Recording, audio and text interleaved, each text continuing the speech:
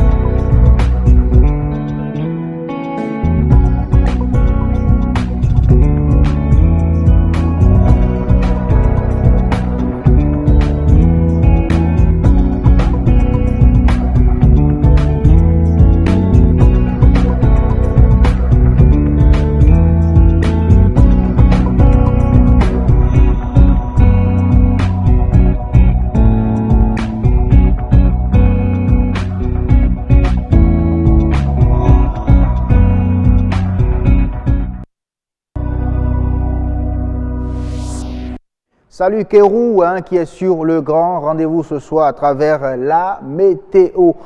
Alors c'est le grand rendez-vous, votre émission est en mode prévention ce soir sur nature et bien-être. Vous aurez des astuces, oui, des astuces pour prévenir l'hyper et l'hypotension. Autant savoir faire un zoom sur l'opération du respect des couloirs de passage sur nos routes pour le CNSR, le Centre national de sécurité routière, qui s'invite sur ce grand rendez-vous. L'objectif est de prévenir les cas d'accidents sur nos routes. Et pourquoi pas les réduire? Toujours en mode prévention et cette fois-ci en matière de développement personnel et de votre entreprise aussi, pourquoi pas, éviter donc de tomber dans la routine. C'est l'un des objectifs des changements opérés dans votre vie personnelle et aussi sur le plan professionnel. Le coach Marcel Effon sera à la conduite du sujet ce soir.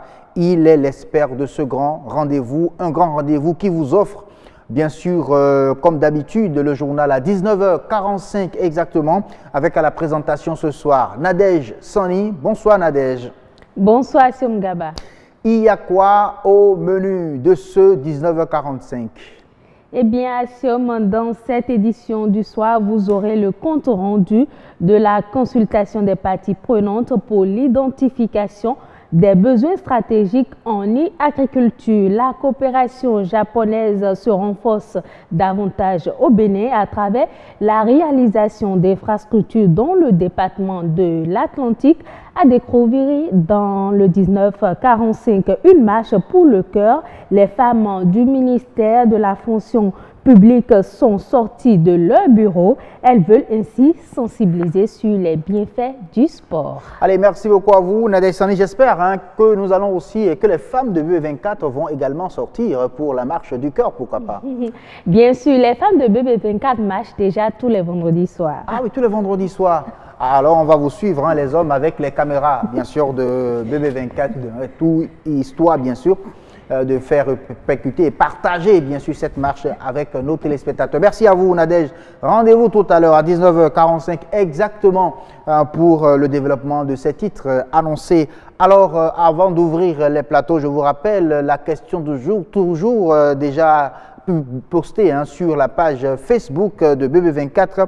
Votre avis est nécessaire en commentaire. Que pensez-vous de la publication des photos des enfants sur les réseaux sociaux?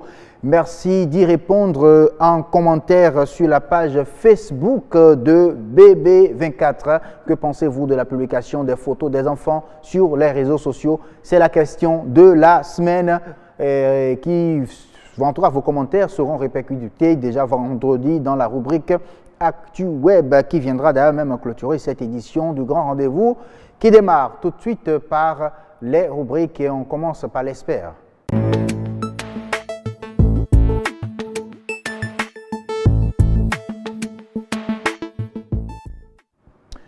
Oui, aujourd'hui sur l'espère, le coach Marcel Effon est là, comme tous les mercredis d'ailleurs avec lui, nous parlons de comment opérer des changements dans votre entreprise. On parle développement personnel, la conduite surtout de ce changement nous intéresse et c'est le rôle du manager. Et quel est son rôle? Qu'est-ce qu'il fait de façon concrète en matière d'opérationnalisation de changement dans une entreprise?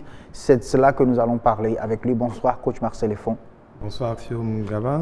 Merci d'avoir accepté notre invitation de venir sur ce plateau, partager avec nos chers téléspectateurs des astuces pour bien opérer les changements, pour bien conduire les changements. Quand on parle de conduite, c'est qu'il y a quelqu'un qui est devant, c'est lui qui tient le volant, c'est lui le manager. Le manager, il joue quel rôle en matière de conduite de changement dans une entreprise?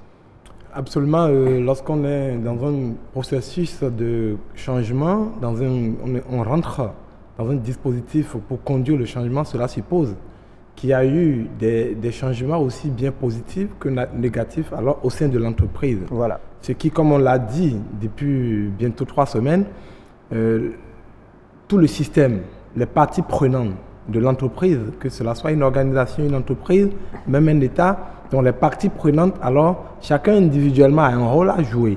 Nous avons vu comment, par exemple, les facteurs internes et externes de l'entreprise peuvent provoquer et comment on peut le savoir. Aujourd'hui, nous parlons de quel est le rôle du manager ou des managers dans un dispositif pour conduire le changement d'une entreprise. Et pour rappeler aux téléspectateurs qui sont en train de nous rejoindre, le changement ou mettre en place un dispositif pour conduire le changement dans une entreprise, cela vient après, certainement, peut-être l'innovation, on a créé un nouveau produit, on a un nouveau service qu'on veut introduire sur le marché, ou c'est l'économie qui a changé, ou même au-delà, dans un pays, c'est qu'il y a de nouvelles lois qui imposent... Surtout la loi de finances. La loi de finances, par exemple. Qui influence beaucoup. Qui influence beaucoup la vie des entreprises au point de vue financier. Donc, autant de choses qui contraignent les entreprises.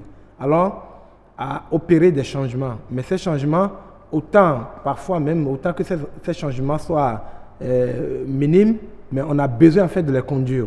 On a besoin de savoir en fait comment traverser cette étape de l'entreprise pour que l'entreprise puisse toujours sortir gagnant, mais que également les collaborateurs puissent également se sentir bien. Nous abordons effectivement la question du management. Dans un dispositif pour conduire le changement, les managers sont des éléments très importants. Les managers, c'est soit des chefs d'entreprise, c'est soit des chefs d'équipe, c'est soit des directeurs, c'est soit des chefs de département, mais où que vous soyez, des chefs de service, des chefs de division, voilà. Quel que soit votre niveau dans l'organigramme de l'entreprise, lorsque vous avez une responsabilité, que vous avez des gens qui répondent ou desquels vous répondez, alors on dit que vous êtes un manager dans l'entreprise. Maintenant, vous avez un rôle. Lorsqu'une entreprise est dans un processus de changement, les rôles changent. C'est ce qui est important déjà à savoir, parce que les gens sont en situation de changement, mais ils ne savent pas que leur attitude doit changer, que les rôles doivent changer. Donc, ils continuent de se comporter de la façon dont ils se comportaient en tant que manager, mais entre-temps, les réalités ont changé. Il y a des gens qui ne sont pas contents dans l'entreprise.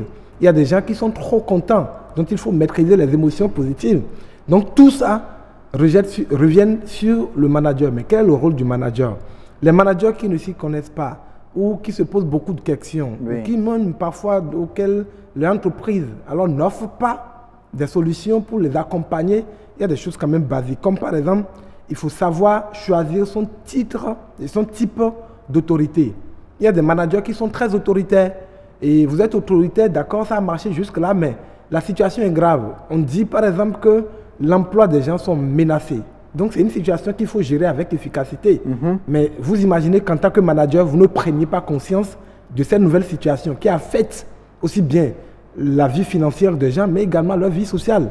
Donc le manager, dans un système de conduite, alors de ce changement-là, doit quitter par exemple l'étape d'un manager autoritaire au niveau d'un manager pas toujours gentil, mais un manager qui apprécie les choses à leur juste valeur. Alors, si je comprends bien, ça dit on veut opérer un changement, il faut changer d'abord soi-même. Absolument, les managers doivent changer.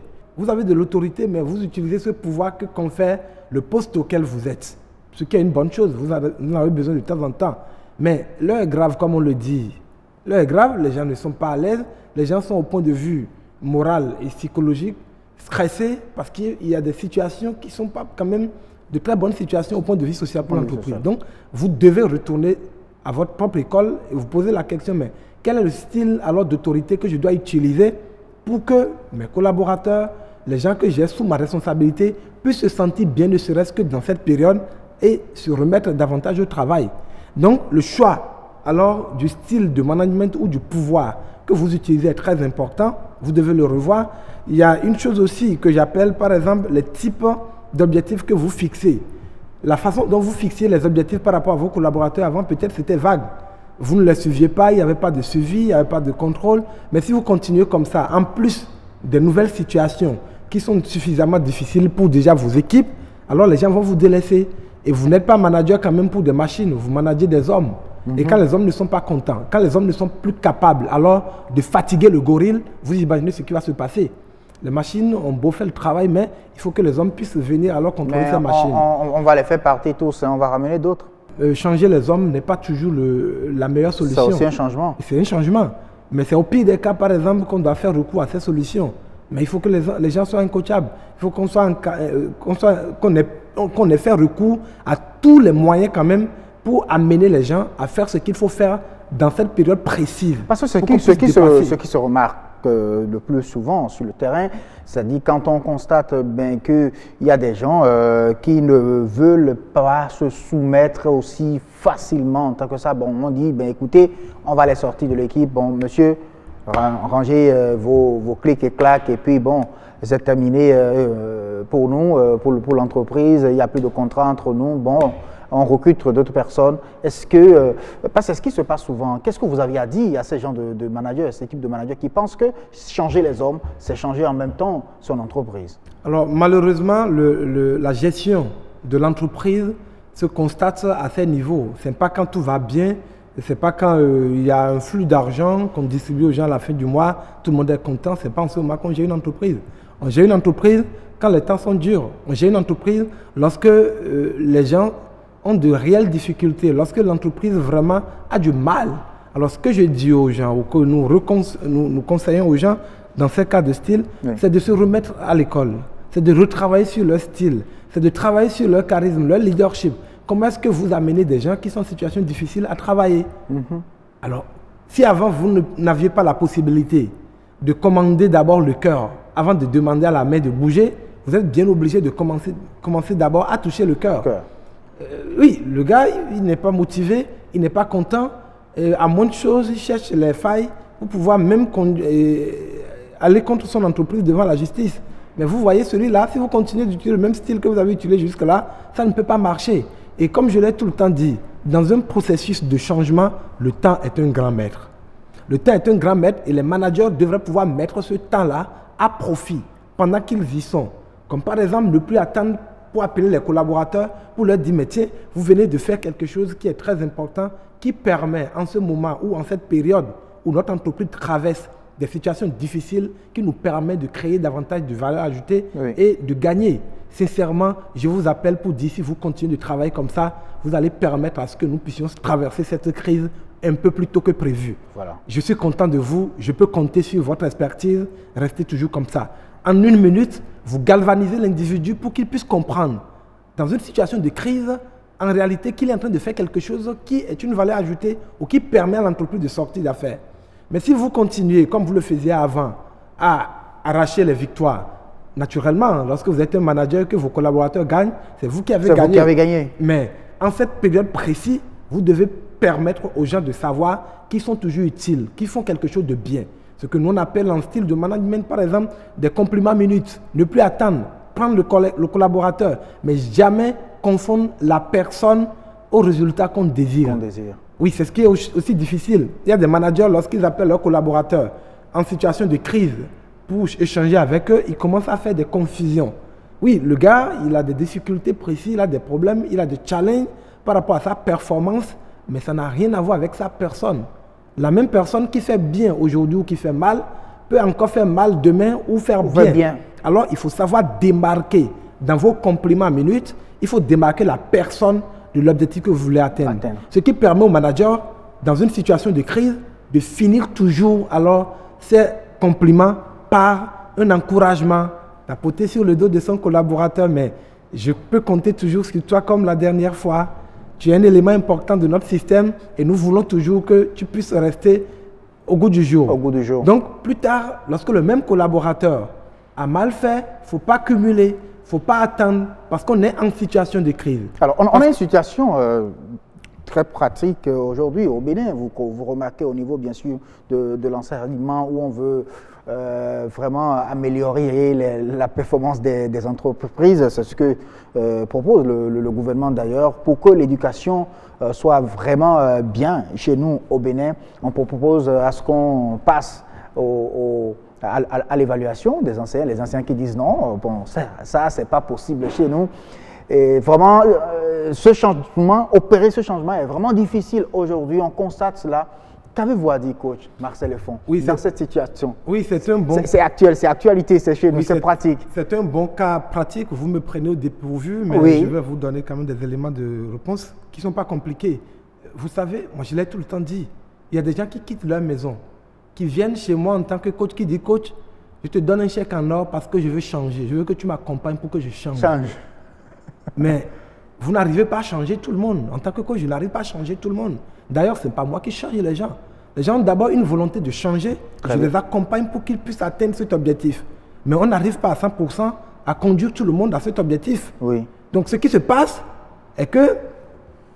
Oui. Ce qui se passe est que il y a des situations dans l'environnement qui font qu'on ne peut plus continuer à se comporter de la même manière.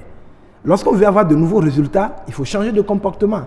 Et celui qui s'oppose à ce changement, nous, dans une conduite du changement, on dit il n'a pas encore trouvé des éléments qui le motivent à s'aligner sur ce que son manager ou ce que l'État ou ce que son chef dit.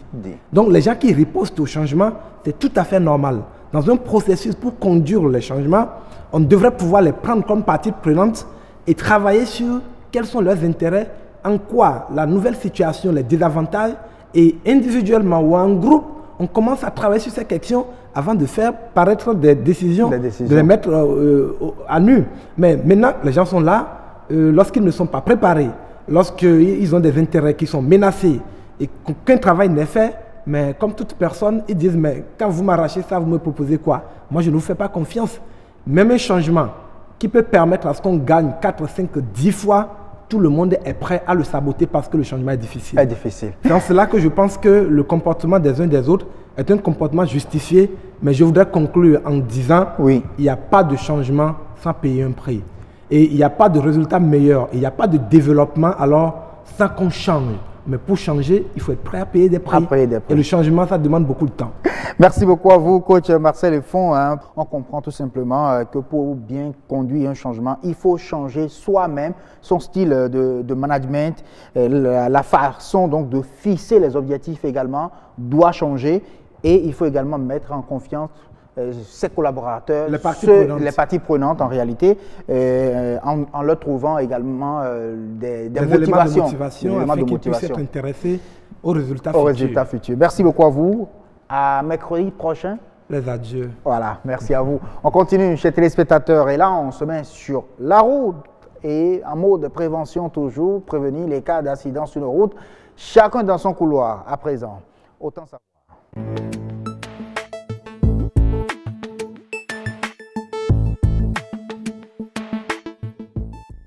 Autant savoir aujourd'hui invite le CNSR pour nous parler, donner son avis, ses motivations concernant bien évidemment l'opération du respect des couloirs de passage sur nos routes. Qu'est-ce qui motive cela? Pourquoi une nouvelle opération cette fois-ci? Est-ce parce qu'on ne conduit pas bien ou qu'il faut améliorer la circulation chez nous? On verra tout ça dans un instant, mais j'ai derrière ce reportage signé Marcel Bertoro. Plus de conduite anarchique sur nos axes routiers. À chacun son couloir de circulation. C'est une opération conjointe de la police républicaine et du Centre national de sécurité routière. Le message est unique. La chaussée est subdivisée en deux. Il y a une partie qui est proche du terre-plein central et une partie qui est proche de la bande cyclable. C'est ce côté-là que vous devriez emprunter et laisser le côté de gauche à ceux qui veulent tourner soit à gauche pour faire demi-tour ou rentrer dans une rue, ou ceux qui veulent faire le dépassement. Une opération qui ne laisse pas indifférents les citoyens béninois. C'est une bonne initiative parce que tout ce qu'on entreprend dans l'ordre quand même de discipliner un peu, surtout ça permet quand même de minimiser les cas d'accident. Parce que vraiment les cas d'accident sont vraiment légion dans nos régions. Donc je pense que tout ce que le gouvernement entreprend dans ce sens-là, je pense que ce n'est que bienvenu. Le Béninois est têtu et cette sensibilisation ne date pas d'aujourd'hui. Ce sont ces comportements d'imprudence qui causent assez d'accidents.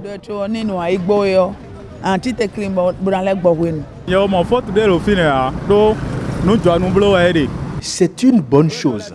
Ces nouvelles mesures prises par l'État permettent d'éviter les cas d'accident. Avec cette répression, nous, citoyens, allons nous conformer au code de la route.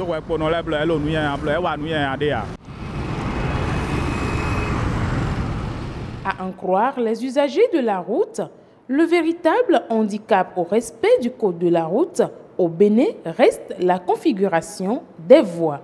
C'est vrai qu'au niveau déjà du code de la route, pour passer le permis de conduire, il y a cet aspect qui est sur lequel les gens mettent un peu l'accent. Mais aujourd'hui, principalement, nos voies ne s'y prêtent pas. Nos voies ne s'y prêtent pas, les voies ne sont pas assez larges pour permettre à ce que réellement cet état de choses soit respecté. Nos trajets ici sont trop longs et on a fait des canalisations, il faut forcément aller très loin pour tourner. Par exemple, le citoyen qui voit qu'il doit s'arrêter tout près ici, il est obligé d'aller très loin pour contourner le carrefour avant de venir. Donc pour cela, il faut d'abord sensibiliser et aller tout doucement avec la population. Il manque de panneaux de signalisation à certains endroits pour les motocyclistes. Quand je prends l'axe routier Ganrito-Vogue, il y a une terrible confusion à ce niveau. Cela prête beaucoup à confusion. Motocyclistes et automobilistes doivent se conformer au code de la route. Le non-respect peut exposer l'usager à des sanctions prévues par la loi. Merci à vous, Marcel Betoro, pour ce reportage en plateau avec Éric Deyonvi, qui est agent du CNSR, Centre national de sécurité routière. Bonsoir. Bonsoir, monsieur. Merci d'avoir accepté notre invitation, de nous retrouver sur ce plateau ce soir pour nous parler de cette nouvelle opération. On peut le dire ainsi, elle est nouvelle, cette opération. On constate sur nos voies des policiers qui demandent à ce que les usagers roulent beaucoup plus à droite, les motocyclistes beaucoup plus que les automobilistes et tout le reste. Mais voilà, c'est une nouvelle opération, c'est ça? Non, pas du tout. C'est une opération qui existe toujours. Et d'ailleurs, le code l'a bien précis. Le code l'a précisé. Oui. Pour rouler sur une voie, il faut rester à droite. Il faut rester à droite. À droite pour rouler sur une voie. Sur une voie. Ce n'est pas une opération nouvelle, ça existe toujours. Le CNSF fait souvent des sensibilisations. Mais on ne remarquait pas ça comme ça. Oui, c'est pour un... Cette année, elle est particulière. Non, c'est parce que nous avons adopté une habitude. Et chaque fois sur nos routes, nous circulons tous à gauche. Or, avant qu'on ne te retrouve sur la gauche, il faut que tu enclenches un dépassement ou bien tu veux virer dans une voie ou bien quelque part.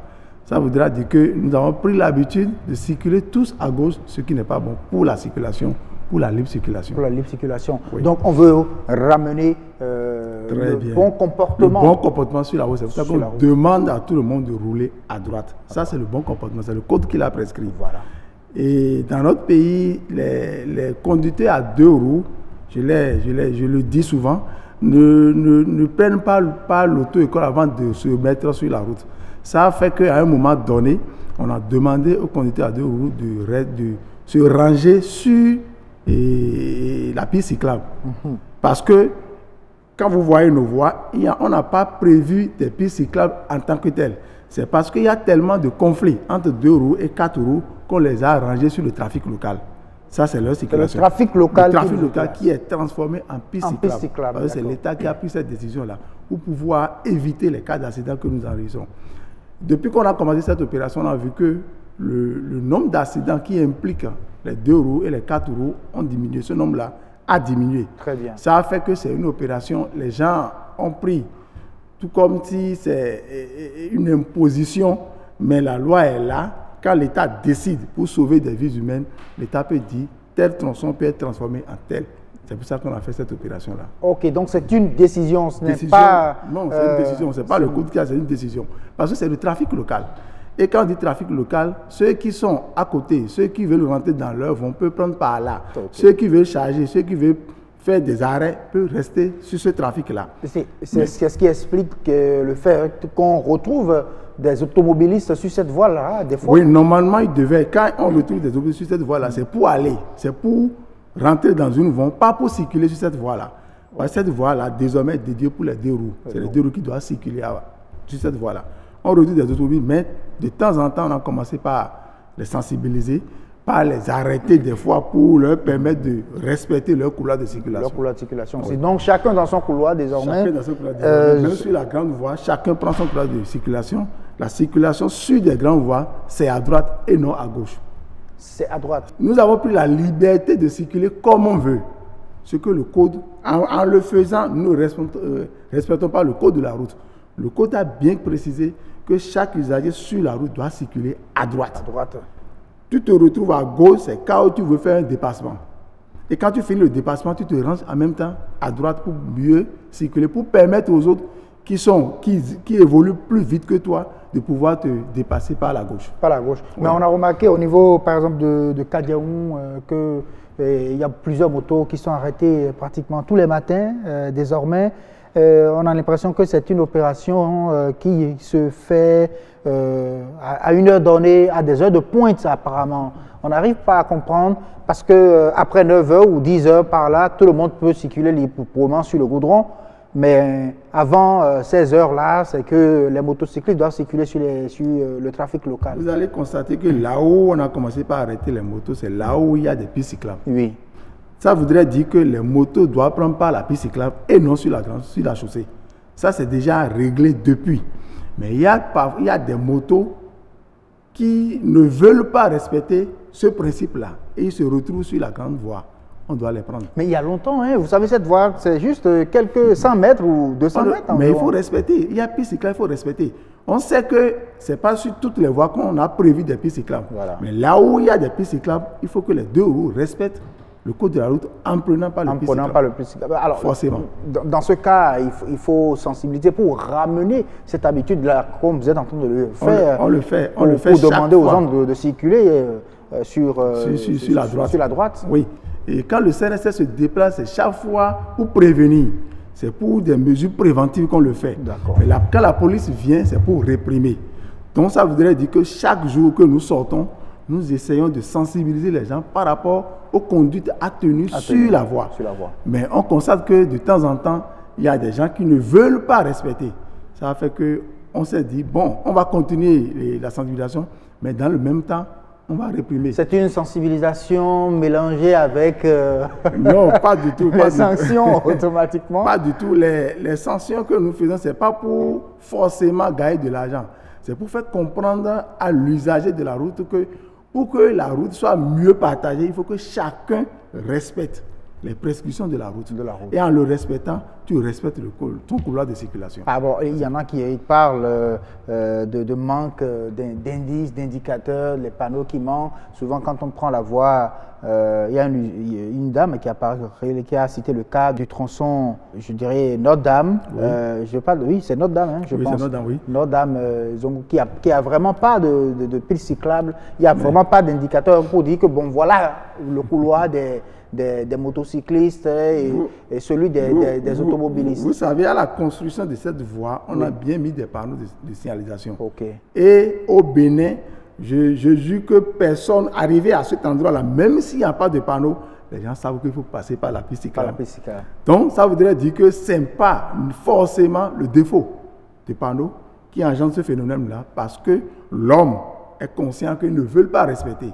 Ça fait qu'à ces endroits, vous allez voir les policiers, ils ne se mettent pas sur n'importe quel tronçon pour arrêter. C'est là où il y a piste cyclable, parce qu'on reconnaît qu'il y a des voies où il n'y a pas piste cyclable. Là, en ce moment-là, le comportement des usagers à deux roues doit être respecter la droite, l'extrême droite pour pouvoir circuler. Okay. Là, même s'il n'y a pas marquage au sol, ils savent que quand je me retrouve sur cette voie-là, je dois serrer l'extrême droite pour pouvoir mieux circuler sur la voie. C'est difficile, mais on est obligé de toujours sensibiliser, de toujours revenir à ce qu'on a l'habitude de le dire. C'est notre devoir, nous allons le faire. Et ceux qui pensent que nos voies ne s'y prêtent pas, elles ne sont pas aussi larges pour qu'on puisse se mettre à respecter le code selon, pas pour autant, selon le format international. Nous devons faire avec nos voies. Oui. Ce n'est pas parce qu'il y a des voies où on ne retrouve pas les pistes cyclables qu'il faut conduire comme on veut. L'accident est là. Quand vous conduisez en désordre sur ces voies-là, il y a le risque de faire accident. Donc, nous devons faire avec nos moyens. Je demande aux motocyclistes et aux conducteurs et à quatre roues de respecter leur couloir de circulation. On ne demande pas beaucoup de choses. Ils sont libres de respecter. Parce que sur des voies express, effectivement, il y a 12 voies. Mais ces 12 voies sont tracées pour que la voie soit fluide. Mais on constate que sur ces 12 voies-là, au lieu que en dépassant, quand tu finis ton dépassement, tu puisses te ranger, les gens continuent sur cette voie-là. Et des fois, c'est des gens qui ne vont pas à une vitesse excessive, qui sont tellement et qui évoluent doucement que ça permet à l'usager, ça empêche l'usager qui est derrière lui de faire le dépassement. Parce que l'usager sait que ce n'est pas la gauche qui doit te dépasser. Voilà que tu te mets à sa gauche. Donc, il est là derrière toi, il commence par réfléchir. Et quand rapidement il se met à ta droite, c'est à ce moment-là que tu commences par dévier, tu commences par rejoindre ton couloir. Et il y a un risque de collision. Donc ça fait que nous avons observé ce genre de choses. On a dit, bon, maintenant, qu'est-ce qu'il faut faire? Il faut faire comprendre aux gens que la circulation sur la voie, c'est du côté droit. Du côté droit. Oui. Merci beaucoup à vous. Vous avez droit de faire circuler les usagers sur la droite. Nous allons forcer les usagers de la route à circuler dans leur couloir. Dans leur couloir. Oui. Chacun dans son couloir, donc, on a compris. Merci à vous. À très, très bientôt. On va quitter les routes pour le couloir des médecins, si vous voulez. Et là, on va retrouver Heureuse Danondé. C'est sur la rubrique Nature et Bien-être.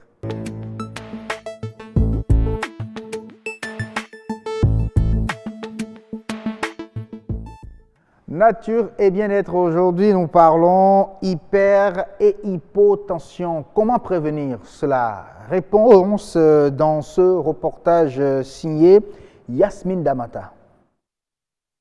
Il y a de temps en temps que je fais des palpitations et j'en ai parlé à mes collègues du laboratoire. Ils m'ont dit le mieux c'est de voir un cardiologue. Le rythme du cœur varie et les battements deviennent anormaux. Les palpitations, une sensation banale, mais qui peut être un signal d'alerte. C'est une cause fréquente de consultation aussi, la palpitation. Dès qu'on sent le cœur battre, on l'appelle les palpitations. Selon les personnes souffrant du mal, le cœur bat très fort ou encore le cœur cogne dans la poitrine. À mon niveau, c'est un peu plus accéléré. Ces expressions décrivent les manifestations des palpitations. C'est un symptôme qui peut cacher beaucoup d'autres maladies. L'hypertension, par exemple, peut se manifester par des palpitations, surtout des palpitations nocturnes, mais également beaucoup d'autres maladies, l'insuffisance cardiaque, l'insuffisance coronaire, peuvent se manifester par des palpitations. Il faut donc reconnaître les symptômes afin d'y apporter des solutions au plus vite. Le mieux, ce n'est pas de traiter les palpitations, puisque les palpitations, c'est des symptômes. L'idéal serait de pousser plus loin, de savoir ce qui est à la base des palpitations et de traiter la cause même des palpitations. Je me disais dans un premier temps que c'est dû à l'activité ou au stress, le travail que je fais. Mais des fois, quand je suis même en congé, c'est continu. L'automédication dans ce domaine serait vraiment pas l'idéal. L'autre mal du cœur qui prend de l'ampleur dans notre société, c'est l'hypertension artérielle.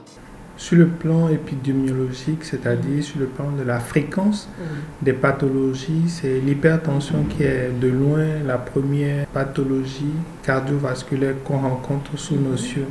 Les études antérieures réalisées par le service de cardiologie de CNHU montrent des prévalences entre 30 et 45%. Surtout parce que c'est une maladie qui évolue à bas bruit. Les hypertendus sont la plupart du temps asymptomatiques, c'est-à-dire qu'ils ne ressentent rien du tout. Donc, il n'y a pas de raison d'aller voir un médecin. À partir d'un certain âge, la fréquence est beaucoup plus élevée, surtout chez les hommes à partir de 55 ans. La prévalence est beaucoup plus élevée que chez les jeunes personnes. Les maladies du cœur, des pathologies qui ne font pas de discrimination entre les sexes ni les âges. Jeunes et vieux y sont touchés. Les métiers de stress, c'est-à-dire les professions qui engendrent énormément de stress, peuvent faire augmenter la prévalence de la maladie. De plus en plus, on a des jeunes banquiers, la trentaine ou la quarantaine ou plus, qui ont déjà de l'hypertension artérielle et voire même des complications. On a des gens de moins de 40 ans qui font des accidents vasculaires cérébraux, qui est la complication la plus invalidante de l'hypertension artérielle.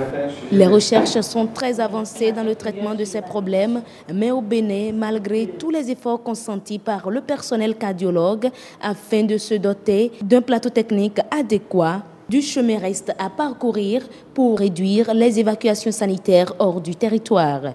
La prise en charge des problèmes du cœur, surtout en phase terminale, coûte donc très cher en l'absence d'un système de prise en charge gratuite. Oui, là, on retrouve en plateau heureuse Danondé seul, tout simplement. Sans son invité. Comme le dirait le Erez, l'autre disait tout à l'heure, Erez. Heureuse. Comme on dit Erez année. Vous comprenez, non? Heureuse. Hassim Gaba, bonsoir. Bonsoir, comment allez-vous? Je me porte très bien. Ben, c'est un plaisir de vous retrouver sur ce plateau pour parler. Bon, je ne suis pas heureux de parler de hypertension, hein, non, on ne doit pas être heureux. Malheureusement. Mais il faut vraiment être heureux de se retrouver. Et que vous êtes en très bonne santé et que vous ne souffrez pas d'hyper ou d'hypotension et que tout est normal. Tout est normal à votre niveau. D'accord. Oui. Mais vous devez être là avec un médecin quand même. Oui, effectivement, je devais être avec Aimé Devonou, que vous avez retrouvé dans le reportage, pour nous apporter les précisions sur, comme vous l'avez dit, la prévention maintenant du mal. Il nous a donné tous les détails liés aux symptômes, les signes, les palpitations qu'on peut constater et tout, mais sur la prévention, ce qu'il faut. Mais beaucoup plus l'hypotension. On parle très souvent de l'hypertension artérielle, mais l'hypotension serait beaucoup plus grave que l'hypertension artérielle. Wow. Malheureusement, on n'en parle pas du tout. Pas du tout. L'hypo, c'est quand ça baisse, c'est ça? Totalement bas. C'est totalement bas. C'est totalement bas. Malheureusement, on n'en parle. Moi, je ne l'ai jamais abordé sur mes différents plateaux de santé. On a décidé d'aborder le sujet, mais dommage qu'il ne soit pas là. Il a eu quelques urgences. Il m'a dit, une dame qui est venue en urgence, il ne peut pas la laisser pour venir sur le plateau. Qu'il présente ses excuses aux téléspectateurs. Ah, oui. Souvent, vous entendez, tension ton montée, tension ton montée. Bon, mais on n'a jamais dit tension ton baissée. Personne ne le dit. Alors qu'on en souffre. Ah, ouais, alors qu'on en souffre. Et il faut le savoir et avoir beaucoup plus les informations sur la prévention du mal. Mais bon, je sais qu'on nous dit souvent que lorsqu'on se lève systématiquement, vous vous réveillez, vous vous levez systématiquement du lit. On sursaute carrément. Voilà, le sursaut, ça peut amener cela. Mais ils ont parlé également de l'obésité. Le médecin a parlé de l'âge lié à l'hypertension. C'est également concerné lorsqu'on parle de l'hypotension artérielle. Il faut plus grandir, c'est ça? Il faut réduire. Malheureusement, la vie est constituée d'étapes. On serait obligé, on est obligé de grandir. Mais il y a des précautions. Il y a des précautions. Il va nous les présenter demain. Il va nous les présenter demain. Bon, je dirais, plaise à Dieu, parce que tout était quand même, toutes les conditions étaient réunies pour qu'il soit avec nous ce soir.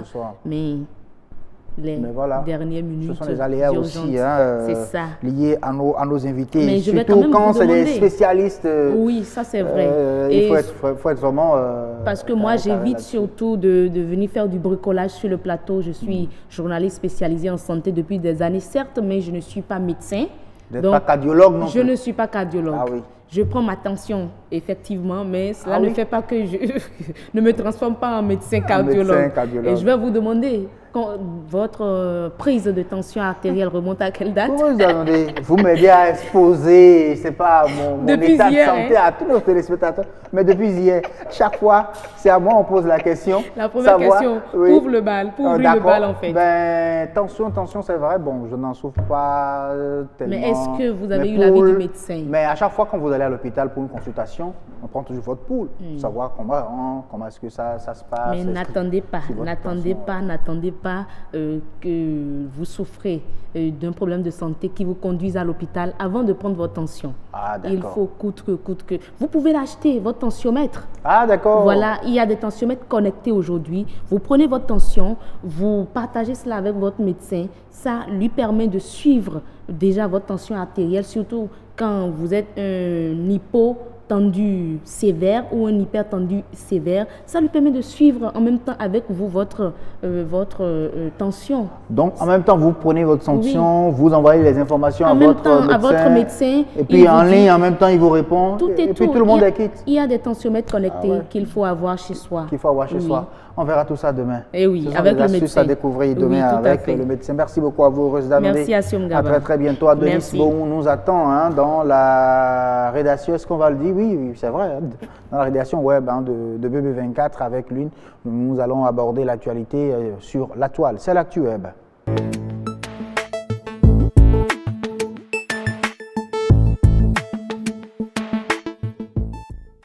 L'actu web ce soir, on va rappeler la question de la semaine puisque c'est demain, non, c'est vendredi, on va répercuter vos commentaires, vos réponses, ce que vous pensez de la publication des photos des enfants sur les réseaux sociaux en commentaire sur la page Facebook de Bénin Business 24.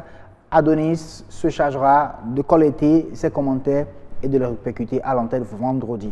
Et donc, en attendant, bien sûr, vendredi, Adonis nous a rejoint sur ce plateau. Bonsoir, Adonis. Bonsoir, Sio. Il est question aujourd'hui d'aborder l'actualité sur la toile. Oui. On y va. Il y a quoi? Nous commençons par l'ONG Transparency International qui a publié son rapport 2018 sur l'indice de perception de la corruption. OK.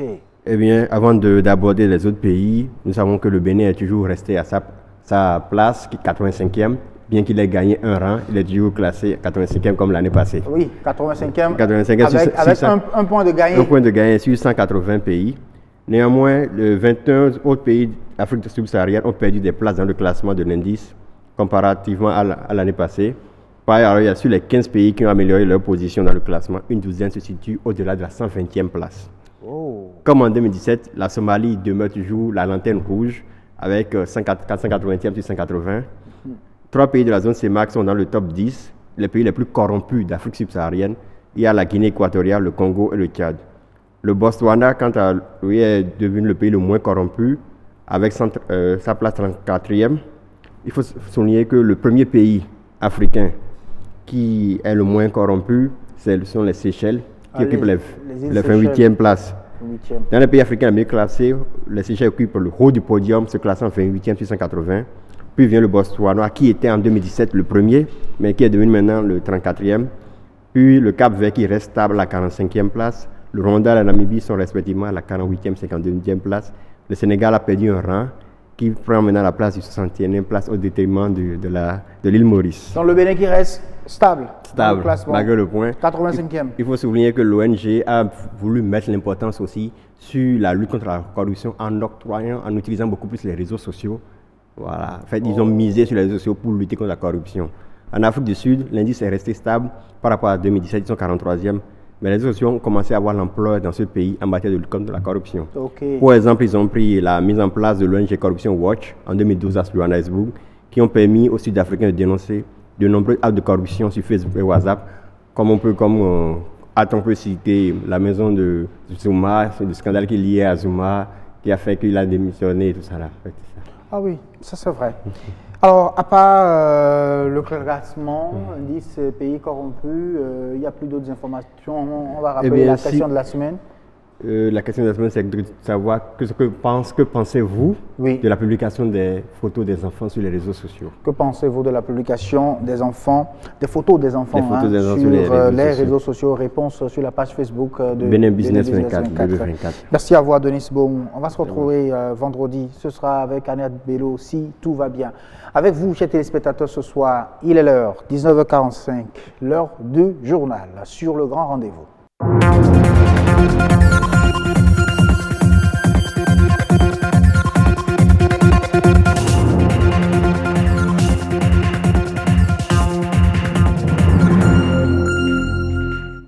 Bonsoir à tous et bienvenue dans le 1945.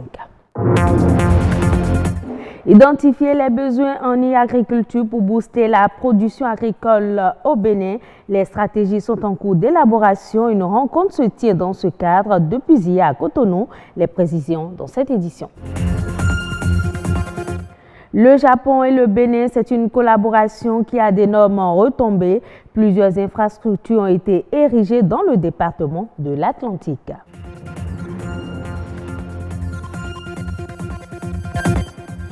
Faire reculer les maladies cardiovasculaires par la marche, les femmes du ministère de la fonction publique ont parcouru quelques kilomètres pour améliorer leurs conditions physiques et brûler plus de calories.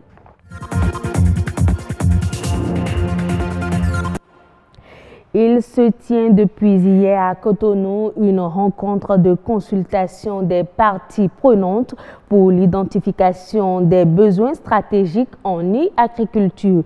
La rencontre vise l'introduction du numérique dans tous les secteurs de l'agriculture pour en faire un puissant levier pour la transformation digitale du monde agricole. Bénédicte Kposso, Ulvaïs Balogo.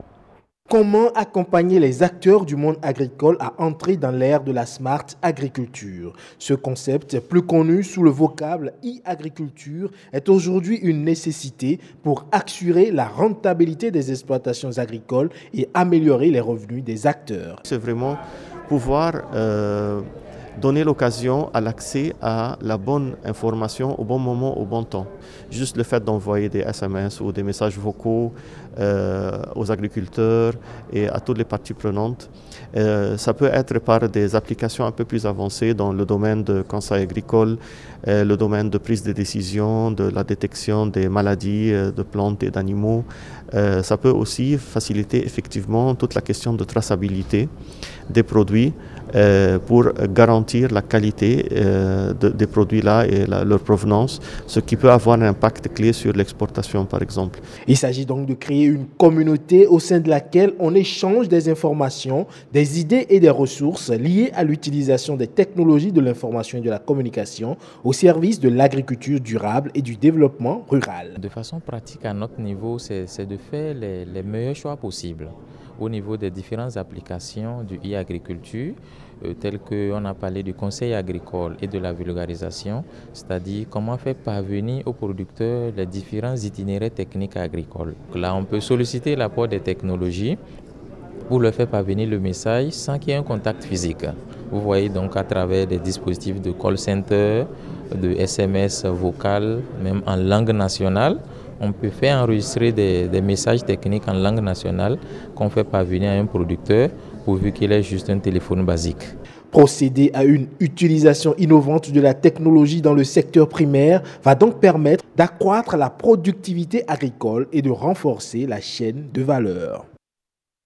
Le Japon passe en revue avec les journalistes certaines de ses réalisations au Bénin. À travers une tournée dans le département de l'Atlantique, les hommes des médias ont pu toucher du doigt quelques fruits de la coopération bénino-japonaise. Enoch Rukwati, des salles de classe de fortune cèdent définitivement place à 2 modules de 4 salles flambant neufs, chacun entièrement équipé de tables-bancs et d'un bloc de latrines. Nous sommes ici au Collège d'enseignement général 2 de Glodjigbe, première étape de cette visite de terrain des réalisations du Japon au Bénin. Un don estimé à 92 millions de francs CFA. Il entre dans le cadre de dons aux micro-projets locaux contribuant à la sécurité humaine. Je me rappelle bien qu'il y a de cela 1 an, les conditions dans lesquelles nous travaillons, c'était très pénible. On travaillait même à longueur de journée sous les arbres, en plein soleil. Mais avec l'arrivée des 2 modules de 4 classes, en plus des latrines, ça nous a un peu soulagés. Donc je remercie très sincèrement le peuple japonais pour ce don. Et je prie que vous ne nous oubliez jamais. Je peux vous dire qu'actuellement, nous sommes en passe d'obtenir l'autorisation d'être centre d'examen pour le BPC. C'est l'occasion de dire encore une fois merci. Merci au peuple japonais, merci à l'ambassade qui nous est venu en aide. Cap ensuite mis sur le centre de santé de Tangbo-Djevié. Ici, c'est une jeune infirmière volontaire d'un des programmes initiés par le Japon qui renforce l'équipe en place. En 18 mois, Narumi Watanabe a su imprimer sa marque. Elle a mis sur pied un système de travail dénommé les 5 S, séparer, systématiser, salubrité, standardiser et se discipliner. Objectif, améliorer le système de soins dans cette localité. Avec le Japon, pas d'éléphant blanc. L'hôpital de zone d'Alada Tofose en est une illustration. Inauguré le 24 août 2018, il a effectivement démarré ses services le 20 août 2018. Cet hôpital dessert 3 communes avec une population estimée à 398 949 habitants en 2019. Outre les populations des communes d'Alada, de Tofo et de Zé, l'hôpital reçoit également celles des communes limitrophes. La visite de cet hôpital a non seulement permis aux journalistes de faire le tour des spécialités, entre autres la gynécologie obstétrique, la pédiatrie, la neurologie, la stomatologie, mais d'avoir aussi une idée des performances déjà enregistrées en quelques mois seulement de fonctionnement. Il était prévu qu'au cours de la première année, comme c'est la nouvelle année pour l'hôpital, que nous soyons à 7300 nouveaux consultants. Mais avec 3 mois, 10 jours d'exercice, nous avons pu faire 4695, soit 64%. Dernière étape de cette tournée, l'école d'apprentissage de la langue japonaise au Bénin. Un centre d'éducation et de découverte de la culture japonaise. Elle dispose à la date d'aujourd'hui de 3 salles de classe entièrement équipées et compte près de 200 étudiants à la découverte de la culture japonaise. La marche, c'est l'activité sportive que les femmes du ministère de la fonction publique ont choisi pour mettre en mouvement le cœur et les muscles. Elles ont battu le macadam dans les rues de Cotonou pour maintenir leur corps en bonne santé et prendre soin de leur bien-être physique et psychologique. Les avantages de cette marche dans ce reportage signé Patrick Adiakboudjou. Elles sont prêtes à recommencer la marche, s'il en était encore possible. Moi, j'ai perdu l'habitude de marcher. Et je crois que cette marche, ça m'a fait du bien. Et moi, je souhaite quand même que ça continue. 90 minutes de marche à grands enjambées pour brûler les calories et donner du tonus à l'un des organes vitaux de l'organisme, le cœur. Vous savez, nous menons une vie sédentaire où c'est le boulot, la maison. Et une fois en passant, il est normal que nous puissions marcher, surtout que c'est conseillé par les médecins. Elle est bien pour le corps, elle est bien pour le cœur, elle est bien tout simplement pour tout être humain. Cette activité sportive a permis à ces femmes de vaincre le stress, la fatigue quotidienne et l'immobilisme. Une gorgée d'eau pour se désaltérer et se revigorer, car l'exercice aura porté ses fruits. Rééditer cette marche du cœur, c'est le nouveau challenge de l'amicale des femmes du ministère de la fonction publique et du travail. Rendons-nous à présent au Sénégal, au parc national de la Barbarie. La population riveraine est impliquée dans la gestion de ce patrimoine avec les agents du parc. Elle mène des activités de reboisement et de ramassage des déchets. Reportage. Il fait partie des précurseurs du GIE de l'association des éco-gardes créée en 2000, dont l'effectif s'est rétréci au fil des années. À l'image de Moussa, ils sont tous issus des villages environnants et mènent des activités de préservation du parc national de la Langue de Barbarie. On fait la surveillance du parc, qu'on le fait de manière quotidienne. On participe sur les activités, sur le suivi des oiseaux qu'on fait chaque 15 du mois. On participe aussi sur les activités de reboisement, que ce soit sur les activités comme des espèces comme le filao, pour lutter contre l'érosion aérolienne, la mangrove pour lutter l'érosion hydrique. On fait aussi des activités de ramassage des déchets plastiques. L'interprétation aux visiteurs, c'est géré par les populations. En même temps aussi, on a un campement aussi villageois géré par les populations. C'est un campement construit dans le parc. Il comporte 18 lits avec un restaurant. Tout est mis à la disposition des éco-gardes, jeunes volontaires, sans compter d'autres activités pour lesquelles ils sont prioritaires. Tous les bénéfices qui sont tirés de l'exploitation de ce campement vont à ce GIE d'éco-garde. Il y a le transport fluvial qui est également géré par les populations. En plus maintenant de tout le personnel des deux principaux campements qui sont dans le parc, notamment le Zebra Bar et le campement Océan et Savane. Ces deux campements figurent parmi les infrastructures menacées par l'extension incontrôlée de la brèche, une catastrophe naturelle qui redonne malgré tout une lueur d'espoir avec l'apparition de coquillages, devenue une activité économique conséquente pour de nombreuses femmes. On a des effets positifs de la brèche. Donc, cette activité est apparue ici depuis 2008 et elle est pratiquée par beaucoup de femmes, et principalement au niveau des villages de Mouit et de Mbumbaye, Degounyai, jusqu'à Mbao. léegi jigéen ñi ku ci dem fi ñu toll ni bu ci kanam bu paañ bi dex gi fere ni ku ci dem tool boo wàccee nga dem ci paañ bi nga gis jigéen ju tibb jour 10 000 francs jour 15 000 francs xam nga kooku ndimbal la te teewul yaa ngi dem ci sa tool yaa ngi bay sa tool du doon fekk ci benn bor boo ñoralee dina fekk yow déjà amoo benn bor ndax li nga doon def bor yaa ngi koy jëlee ci paañ bi di jaay di dépense. À Gandiol, le maraîchage, l'activité phare à côté de la pêche, est en recul avec la salinité des terres. Le ramassage de coquillages se révèle comme activité alternative. Les avantages tirés du parc vont au-delà des retombées économiques. Pour la santé, les postes de Mouit et de Degounyai sont gérés par des agents du parc qui assurent des soins aux populations. Case de santé bi partenaire moo ñu ko fa defal waaye ba ñu jaaxle ba jaaxle ñoom ñoo ñu jox infirmier mu ne fi te ñu diggante suñu Mbumbaay agricole ak ñëpp population baa ngi ñëw di faju ci case bi. docteur yi fi nekk benn zéro faute parce que da ngay duñ lay bindal ordonnance nga dem ba Ndar mais amul benn critique da ngay feebar nga déparé fi dem hôpital kenn du la wax ne la foo jaaroon parce que kon nga xam ne bon ñi fi nekk seen liggéey mat na seen taxawaay mat na. Les relations entre population et agents tendues au début de l'implantation du parc se sont apaisées au fil des années. Un succès qui résulte d'une démarche participative. Le parc national de la Langue de Barbarie fait aujourd'hui l'objet d'une exploitation rationnelle et durable.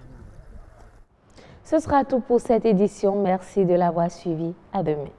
Oui, à demain. Nadège Sani, et passez une très bonne soirée. Et là, avec vous, chers téléspectateurs, nous allons continuer tout simplement en jetant un dernier coup de regard sur le tableau météo avant de partir.